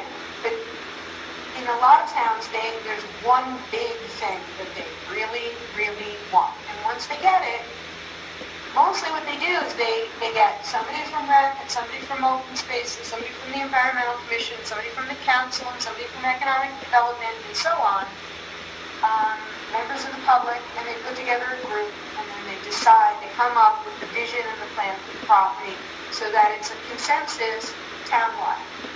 And then you're going to the council and you're giving not only the advice of the Environmental Commission, but this group that came together to plan this. And it can be effective. And I have a town that came together and decided that we're going to just leave it be for now, when it all got said and done. And that's not necessarily a fit here, but, it's probably a good idea at this juncture to kind of separate the acquisition of it from everything that you could and would do after, because there is a need for some consensus building.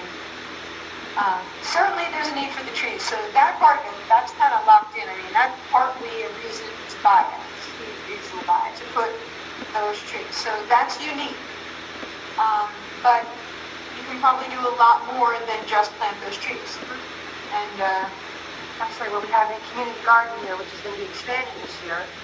And as one picture shows, I was hoping to have a community farmers market where people could go, possibly purchase local vegetables at a decent price. Maybe we could get a co-op involved. And there's so many different options that people could, local beekeepers, this and that.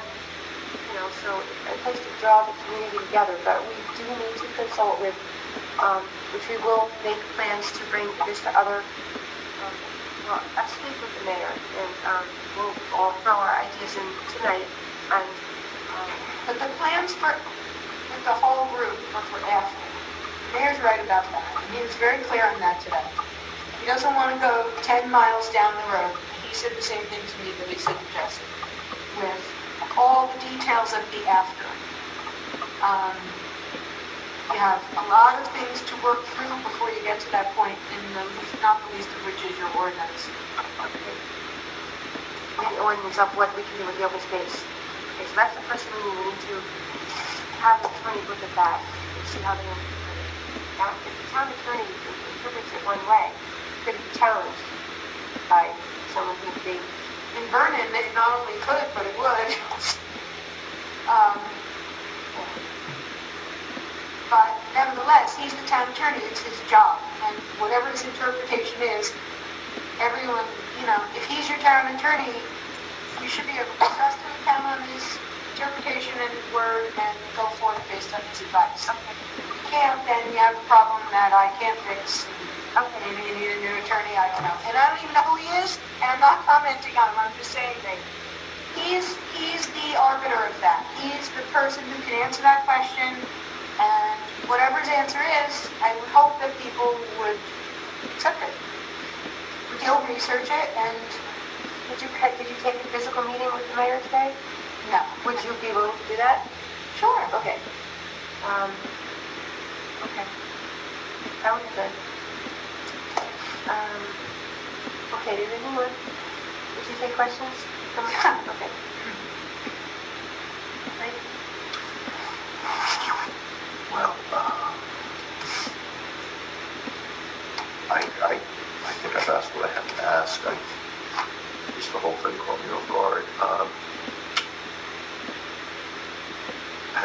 Well, we can talk about the other issues as a commission. I don't think I want to bother you with these other questions, but, that's it. I don't have any other. So you were very thorough in what you told us about what needs to be done. I guess it's just it needs to be discussed with the commission and the mayor and the council, and then we take it from there. Did you say something about public vote? Yeah, the council will need to first do a resolution that authorizes the mayor to enter into a contract to acquire the property of the block and lot. That can be the first step, and that allows the signing of the contract. Then there needs to be another step, which is a funding ordinance. Even though it'll be funded out of open space, normally they'll do an ordinance that says, we're funding this amount for this property, and it gives the source of funding, and it'll ID the Open Space Trust Fund. And it'll probably say, if any grants from any place like Green Acres come in to offset the price, then, that'll go back and that'll offset our expense on this. So that is put on a ballot? No, that's an ordinance that the council adopts. They first do a first reading, and they advertise, and then they advertise the public hearing, and there's a public hearing, and then 20 days after that, it becomes law if they voted on it. I see. So, yeah, towns can't buy anything in secret. It's all above board. The only thing that's confidential about this is the negotiation and the contract amount, and even that is only confidential until you sign it. Now, if you have any kind of trouble during the transaction before you close, that would still be confidential.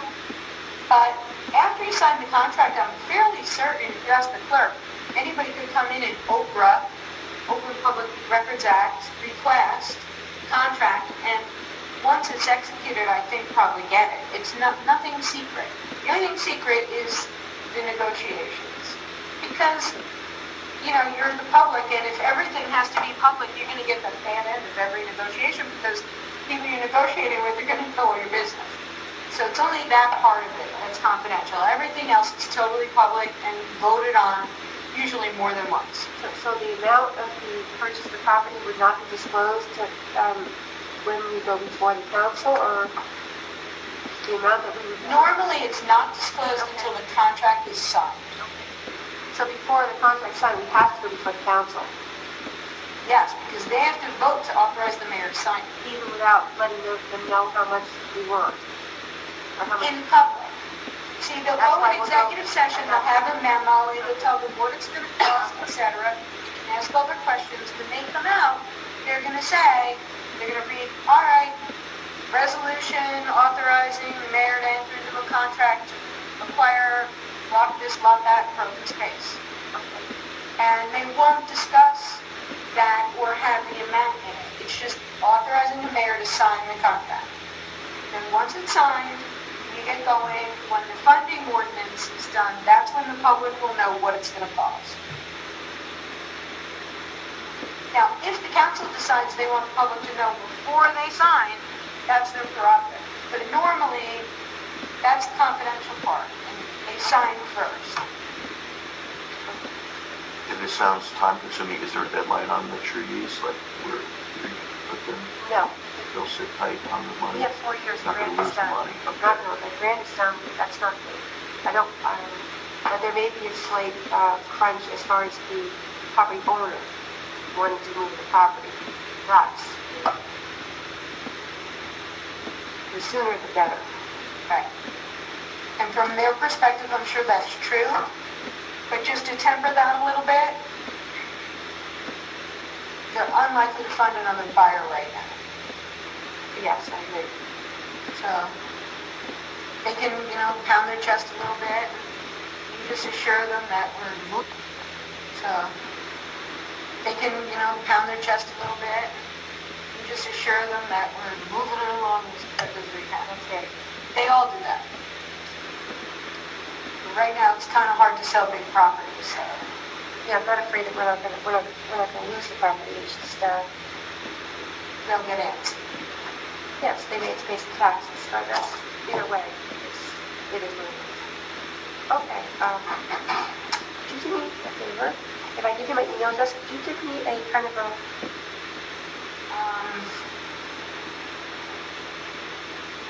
I think if the theater is going to be a theater,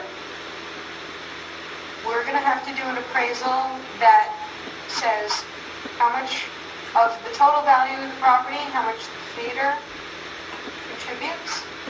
And Green Acres isn't going to participate in that if it's going to be a theater. You can't pay for a theater with Green Acres money. it's already there though. I know. But you can't acquire it with Green Acres money unless you're going to knock it down and make it open space. So for the buildings that are staying, if they're not in support of outdoor recreation, then we can't fund them with Green Acres. So what that's going to do, it's going to start eating into how much you're eligible to get from that. But it would be a theater slash farmer's market slash education center for a forestry education center. Yeah, none of those things are. Oh, okay. What about greenhouses? No. Good question. No. Now they are allowing community gardens on open space. Okay. Because that's sort of considered recreation. Like, it's falling in under recreation. And it is a little bit of recreating, but not with a ball. What about butterfly gardens? Yeah, that's fine. Okay. So it could be flower gardens. Is there a place where I can find these, There's a whole set of rules. is there a way you could email that to me? So Sure. okay, that would be good to know. But it's a book, just so you know. Are you saying there's 11 acres across the street? Yes. What if you bought 88 acres with their money, and then the 11 acres, you could put a greenhouse there, or your plan for what else you wanted be a solar mount on a greenhouse, then you could generate the electricity for the same buildings across the street that you're using and not have to pay that electric bill if you're It's exactly doing it with solar across the street. that's what we wanted to do, but because they want so much for that, they want $35,000 or $40,000 for that one parcel. It's not worth it. They won't vote Right. on right that property. Well, I'm waiting. I've been playing with them a little bit with that. I offered them 25 at the tops for that, if they'd be willing to, and they're thinking about it. It's not zoned for commercial, it's not zoned for residential. It's a waste. It's another white elephant. I think they'll sell it to you. Here's the thing, what we really need to do is we need to take the map of Camp Sussex. And I'm going to need you guys, you and the mayor, to kind of draw a box around things to the degree that you can know ahead that are not going to be outdoor recreation. So if the mayor knows that you want to keep the theater, and it's going to be used as either theater or a place for arts or whatever, then we're going to draw a box around that. If there's anything else that you know is going to be used other than, when I say outdoor recreation, it doesn't mean a baseball diamond. It can mean a forest that you walk through. That's outdoor recreation.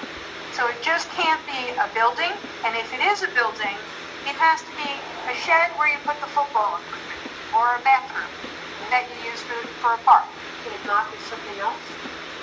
What if it was 3/4 of that and 1/4 of something else? Used only part very minimally for then something else. That depends what the something else is. If it's not in support of outdoor Well, if it was a recreation, theater on the top, but underneath the whole thing was storage for all of the stuff. No. So the building was used for, no. okay, What about a bike path? Yes, Really? absolutely. That's outdoor recreation. I didn't know how this town feels about bike paths, but I thought I'd just ask anyway.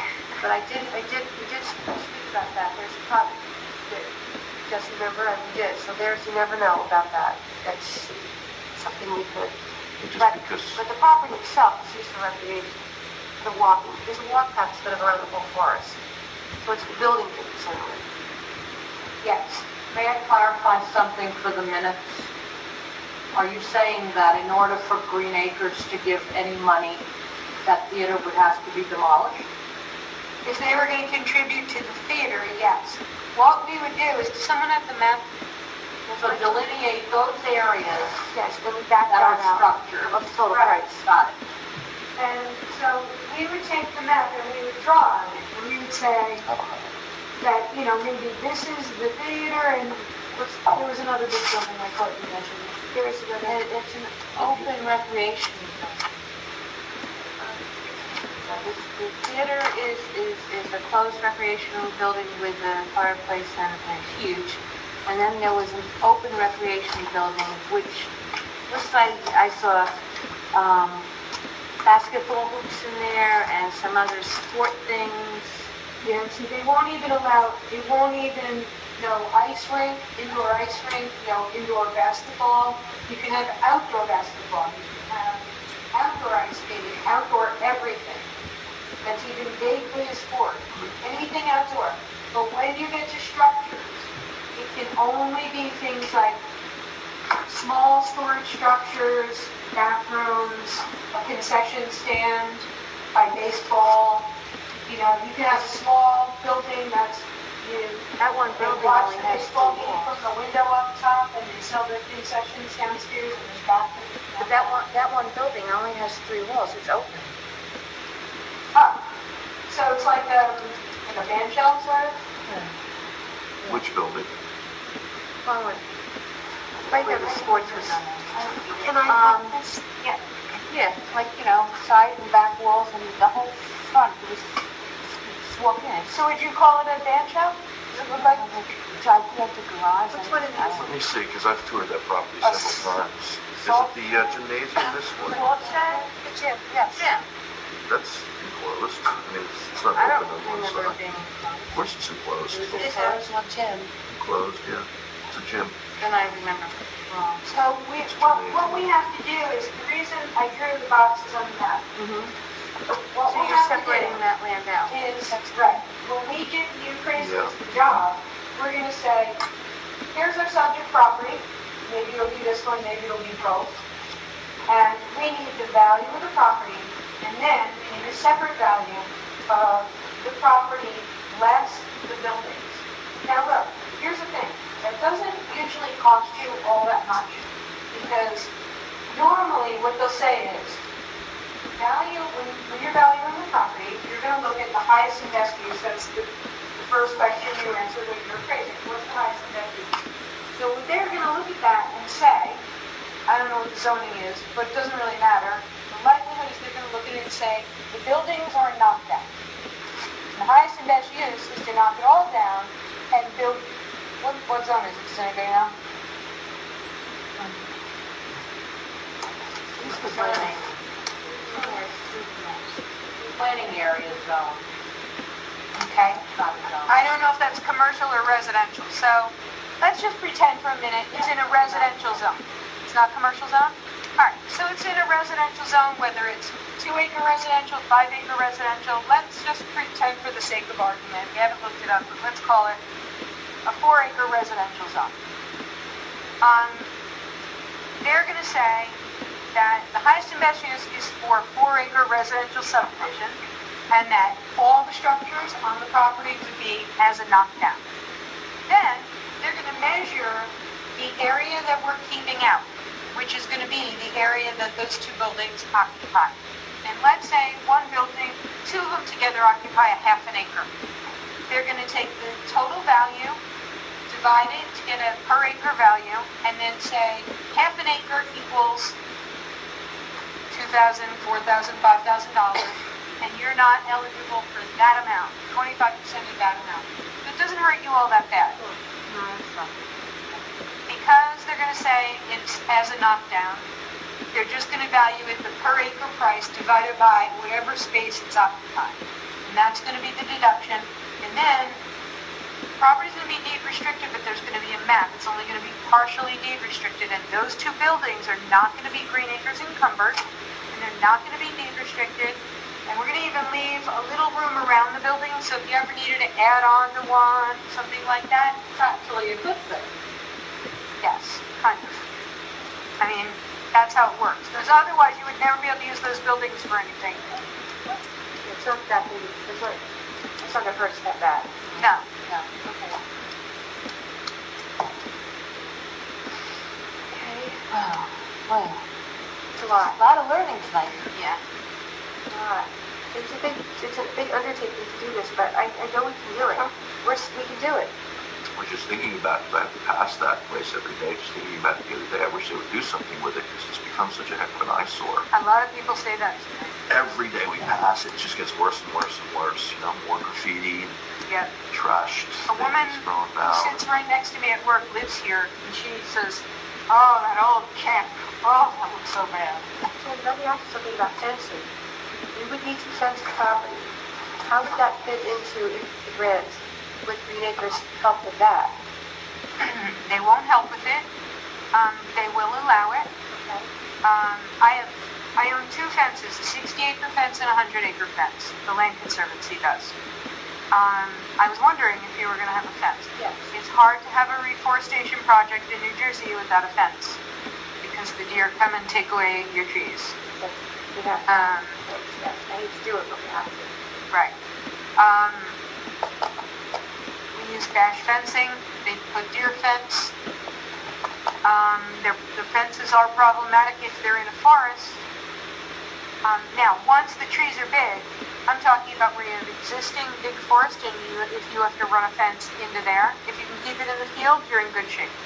Well, this fence would be also for cosmetic reasons. I mean, we have to fence it to keep out the deer, but there could be other, kids that want to get in. We can't have that. It's got to be special. Oh, no. We cannot fence the property.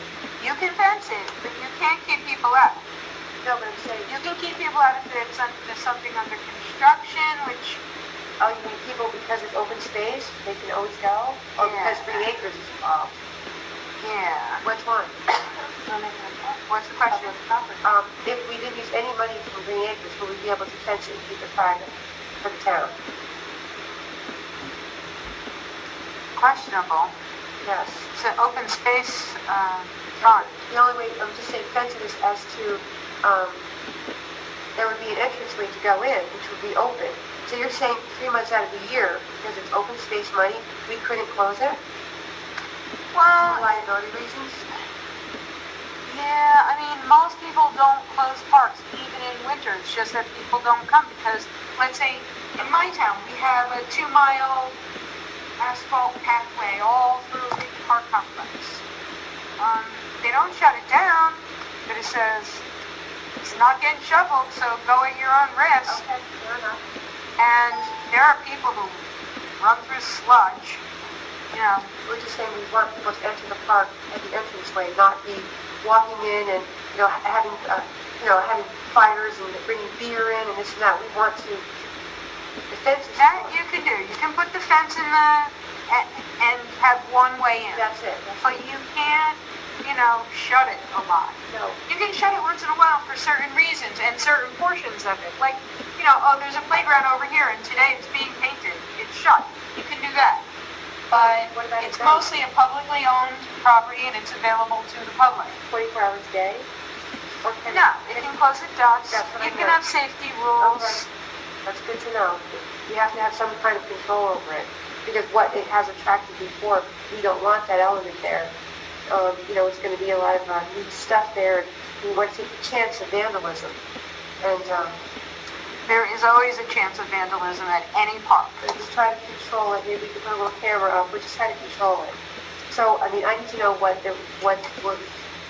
far as Green Acres goes, getting involved, what those rules and regulations are, and as far as just open space in general, how we can protect the area without violating open space property. If you can help me with Are you that. familiar with the Astawa Reservation in West Milford? Yes. That's fenced. I've been through there a couple of times. How's that working out for them? They complain a lot about their fence, but because, fences are work. Depending on the situation. I mean, I have one fence that was built in a field, and we planted trees inside of it. That's not a problem at all. The trees are very little, and by the time they're big enough to fall down and hurt my fence, they don't need the fence anymore, because the trees have grown, and the deer didn't eat them, they grew up. The other fence, we have a restoration site where a builder tried to build houses, disturbed wetlands, got fined by DEP, went bankrupt, and we came in, took it over, and we reforested it, and we put, that one's a 100-acre fence. The field fence is a 60-acre fence. The 100-acre fence goes through a lot of forest, and every time there's a big windstorm, a tree falls on the fence, somebody has to go out, fix the fence. Otherwise, we have deer in the fence, then we have to get a hunt club to come in and try and shoot the deer that's inside the fence. That's the ins and outs of owning a fence if it's in a forested area. Is it like a chain link fence or what kind of? No, it's a deer fence. And you can't keep deer out with a chain link fence. You want something They that's zip right on over them like it's nothing. It's 7 foot, I think. Oh, it's, posts with the wire, 7-8 feet. Yes. I mean, is it? If your goal of your fence is keeping deer out, Yes. Well, in the front of it would be more cosmetic, and then around we go for the deer. but then you have to have then gates, man gates. Yeah, we would have to have gates, and there'd be 2 gates going in. That would have to be. And you have to have man gates that shut behind people. And would that be, would open space cover that? Open space what? Open space money, can we put gates in the open space money? No. Not unless your ordinance is gonna allow you to. Okay. Green Acres won't give you guys any money to develop anything. They only give Camden, Essex, Union, those kinds of places can get park development money. What about protection of the forest? No. Are there any loopholes in there? No. Okay. So Green Acres will not. Only acquisition for you guys. Only acquisition. They won't contribute to anything else. Okay. Now, they do have in the past offered 2% low interest loans. And, back in the day, 2%, that was fabulous. I mean, you couldn't get a loan less than 6%. So that was huge. I mean, really huge. And a lot of people availed themselves of that. Rates came down a lot and they stayed at 2%, it became less attractive.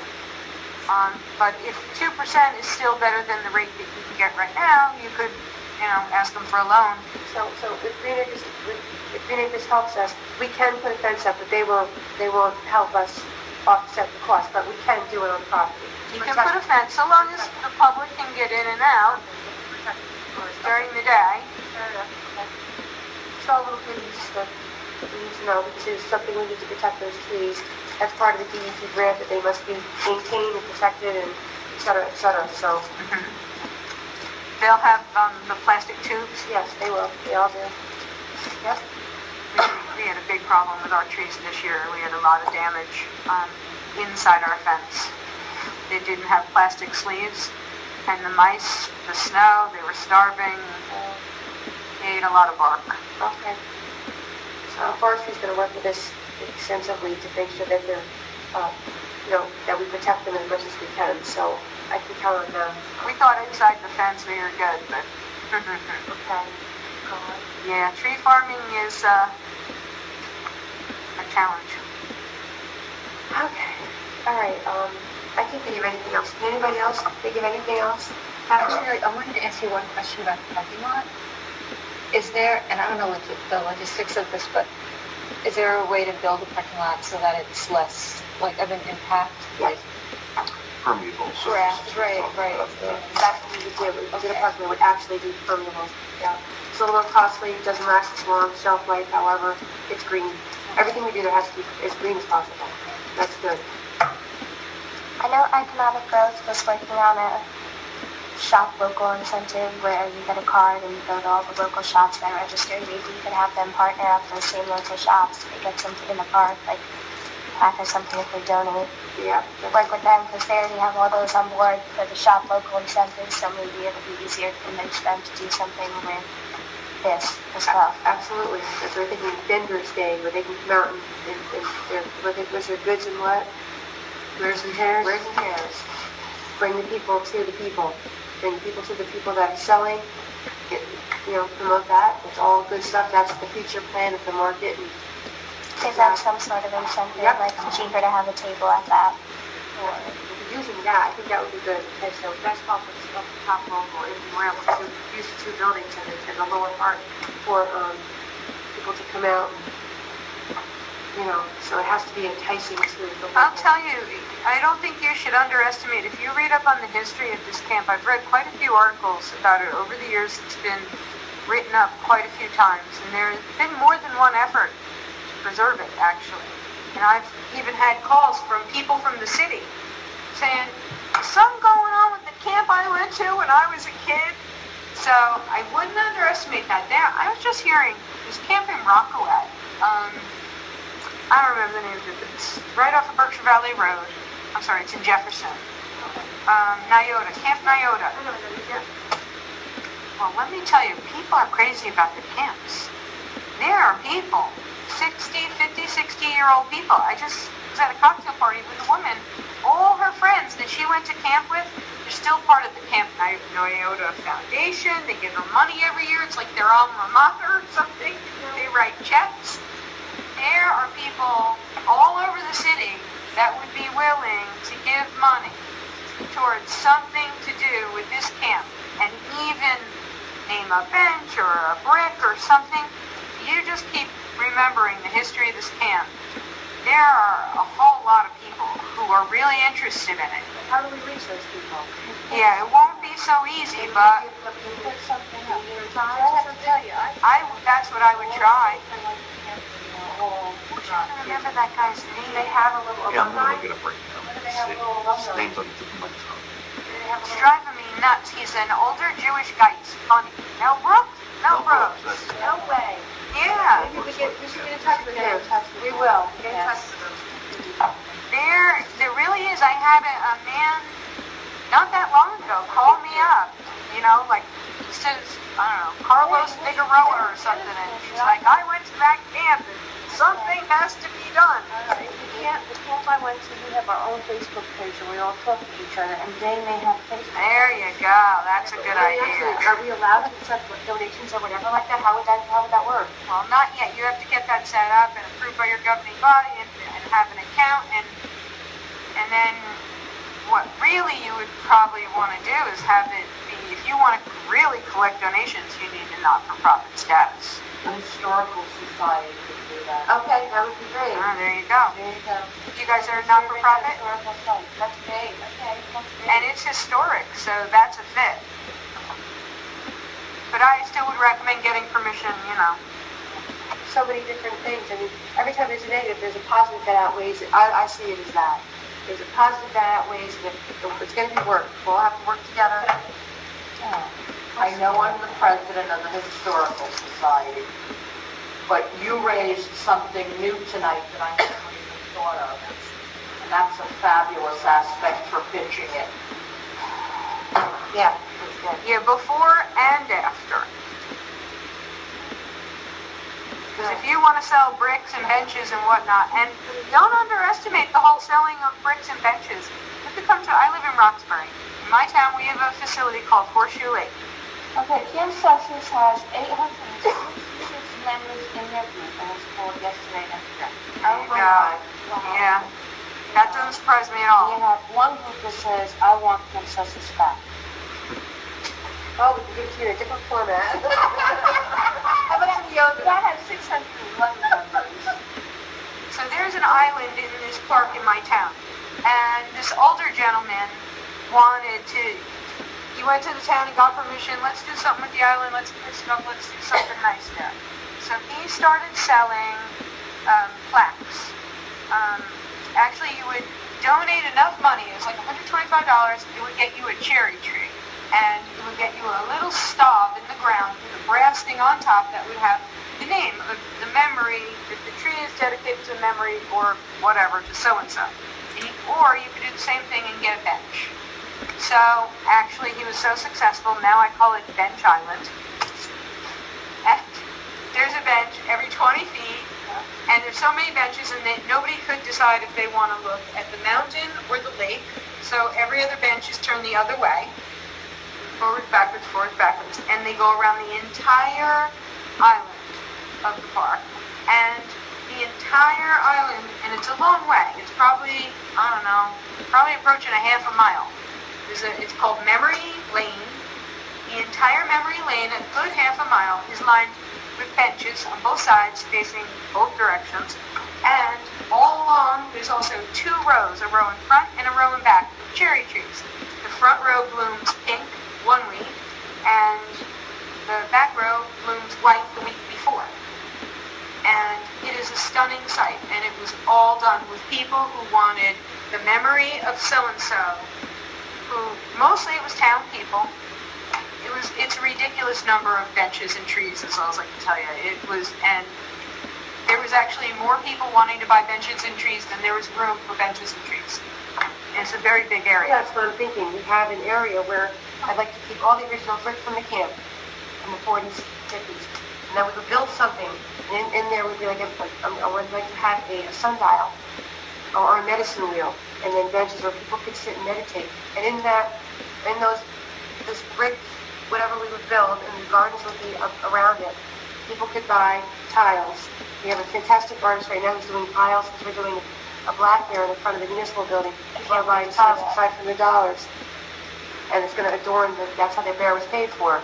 It's going to be gorgeous. So people want to, in memory of my so-and-so. That's why I said to have that walk to life there, people could buy a brick and then have it, just marked up to whatever. It works. I've seen it done. It was done right in my town. And people come with their relatives, and they come like on Aunt Jo's birthday, and they go look at her tree, and they sit on the bench, and they go for a family walk, and people are really into it. It really does work. I've seen it work. That can help offset some of the fluffiness, like you said. All the fluffiness that you see could be paid for.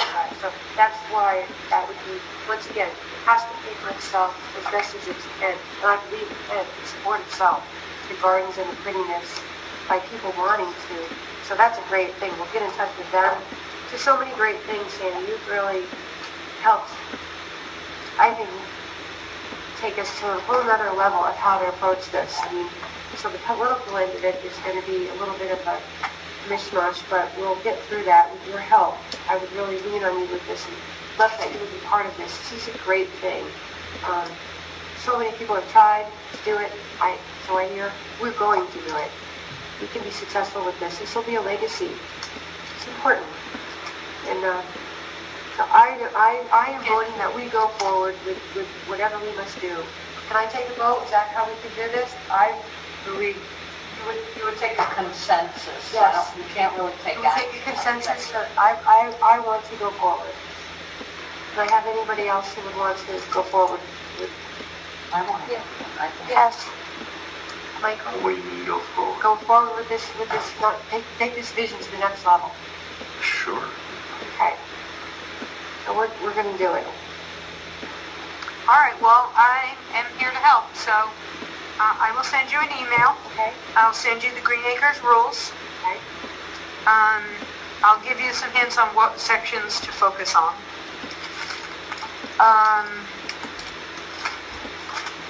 I'll be talking to the mayor, and we'll see. It's great. And hope for that round. The rounds. But you know it's a word round. Get around. If there is a round, it'll be the last round until there's a statewide ballot question. I'm sorry about that. But we'll cross that bridge when we get to it. Hopefully they'll be around and we'll put your hand out and lend you some money. There is also a chance, if you didn't get the money, the Land Conservancy has a Green Acres Planning Incentive Grant account. We don't have a lot of money that's not committed right now, but I think we have some. I don't know that we could get you as much as Green Acres could get you, but we might be able to get you some. If you're going to go the Green Acres route, it wouldn't be worth it for the amount I can give you. I might be able to come up with like $50,000 that I can give you of Green Acres funding. If you don't get enough, let's say you don't get, somehow you don't end up with 25%, you get something, but it's not 25%. And I also don't know if they'll let us go over 25% by allowing me to mix my money. Because I'm allowed to use my money for up to 50%. I don't know if they would consider something like that, but I could talk to them. We'll try and come up with as much money as we can for you. That's great. Like I said, Thursday we'll be going out with with a contractor just to get a baseline of what we're looking at. If we could get them to do the heavy and take it away, and then get the DPW to do the light, glass, etc. So we'll have, not to bring it up, but I know it will come up. We want to have an idea how much the demo is, and also what's the yearly cost. What's the worst scenario for the yearly cost to maintain? There's not going to, as far as grasses go, with the forest, we should have a lot of that. But as far as the Green Acres go, we could have an open grass area, and what about having a wedding? Would that be considered recreation? Could we do that? Or rent it out for say we wanted to have, what would be a beautiful thing, is if we get in touch with Camp Sussex and they want to do an alumni, we could give them a facility, redoing this camp, to come out every year to have their yearly picnic or yearly alumni meeting, and just to be able to offer that to all those people, to be able to come back there and have an event. That would be fabulous. You can definitely have picnics.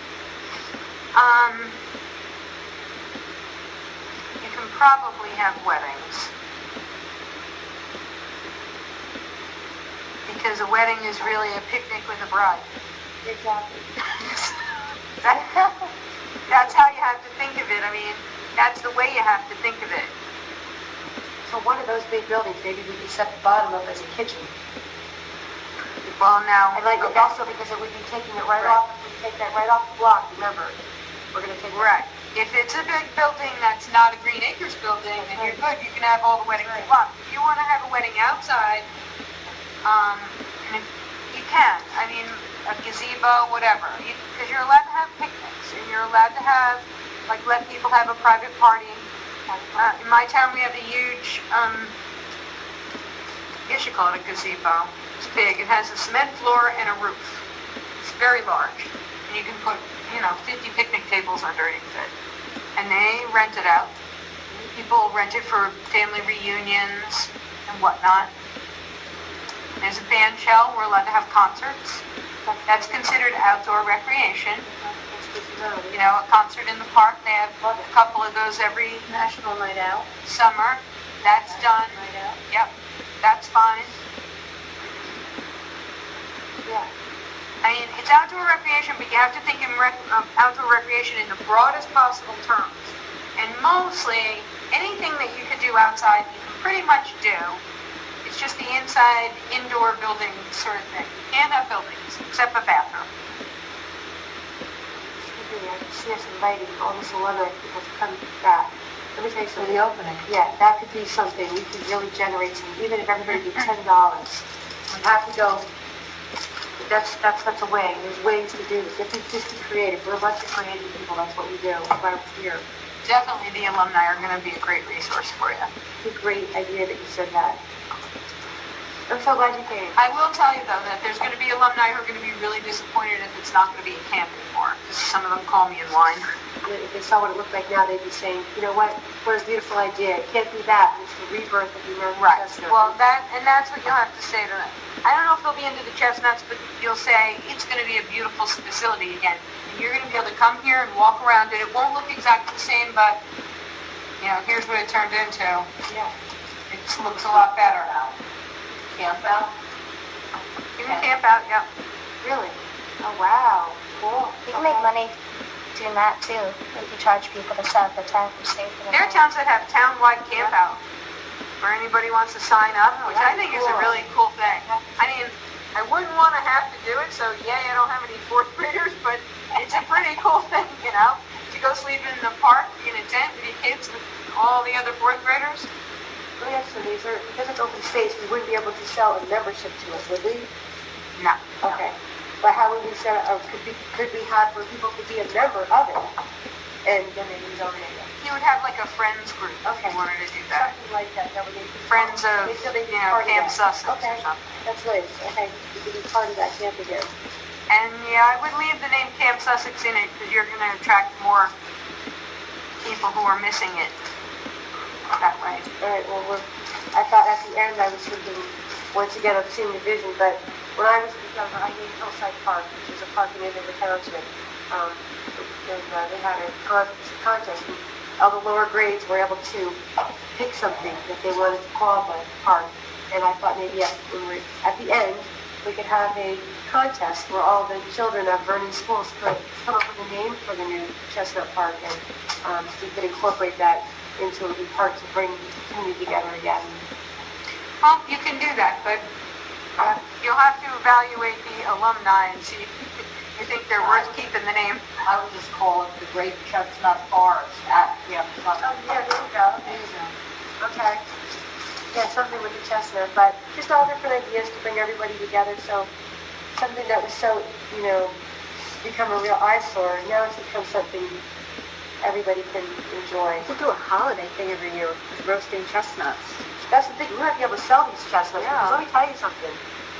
That was another thought of mine. I don't know how many chestnuts each street produces, but we might be able to, and then maybe local vendors could sell them at their stores. Yeah. Exactly. Have a chestnut roast. I don't know too much about this, but you might want to, if you're researching chestnuts, you might want to just keep this in mind. Morris County Park Commission has had a program. I'd say it's been going for somewhere around 10 to 15 years-ish, maybe 12, something like that. It's on West Hanover Ave. It's right near the 9/11 Morris County Monument, 9/11. It might not be your interest because it's not 100%. What they're doing is breeding out the thing that makes them get sick. So they've crossed it, and now they uncross it. They keep putting it back with the American chestnut to try to breed out that other whatever it was they crossed it with.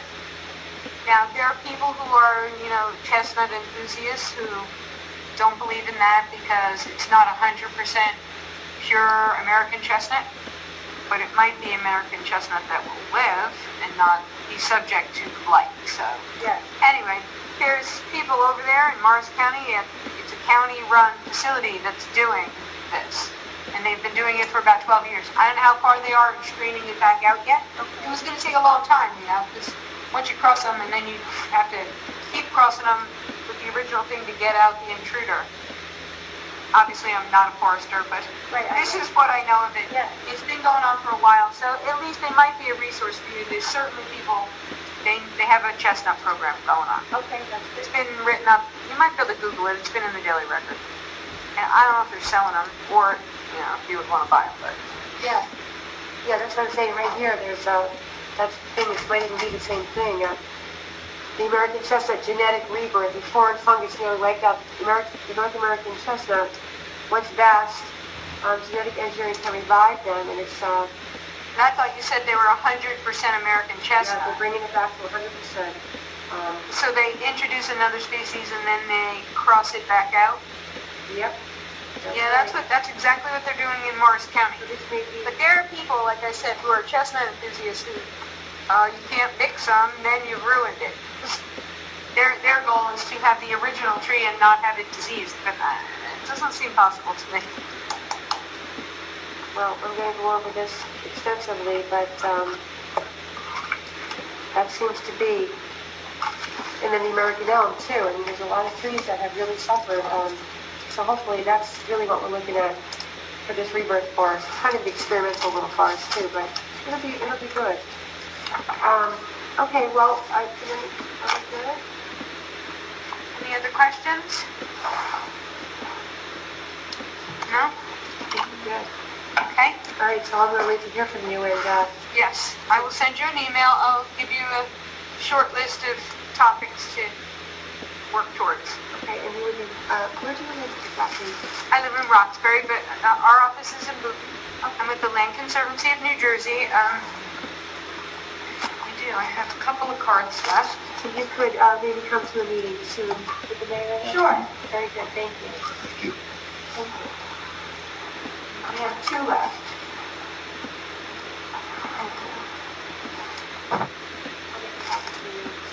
Okay, thank you. Yep.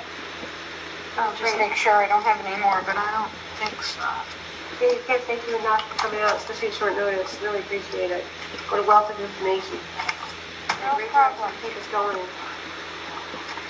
I'm glad that you called me, and this is what we do. And I would, Sandy, sorry I didn't see your email until about 4 o'clock. that's okay. I was so excited I called Beverly and said she could come. All right, well then, if there are no other questions for me, I'm going to go ahead and go. And I will be in touch. Thank you so much. Good luck. And thanks for listening. I didn't talk your ears off, but No, No, Sandy. fabulous. Good night. Nice to meet you. Nice Thank to you meet so much. you. Good night. bye-bye. Thank you. That was great. You need to, unless you have additional things you want to discuss on this No, I think we topic. should just go right to the rest of the, so we have to come out of the executive Well, you session. can't do that yet. Okay. You need a motion and a second to come out of executive session, and then I need a 2-minute break in the meeting so I can change the tape. Okay. I'll make a motion to come out of executive session. Second. All in favor? Aye. Bye. Aye. So in 2 minutes, I'm going to pick all these up. And Diane's going to look at the mail, and I'm going to put another set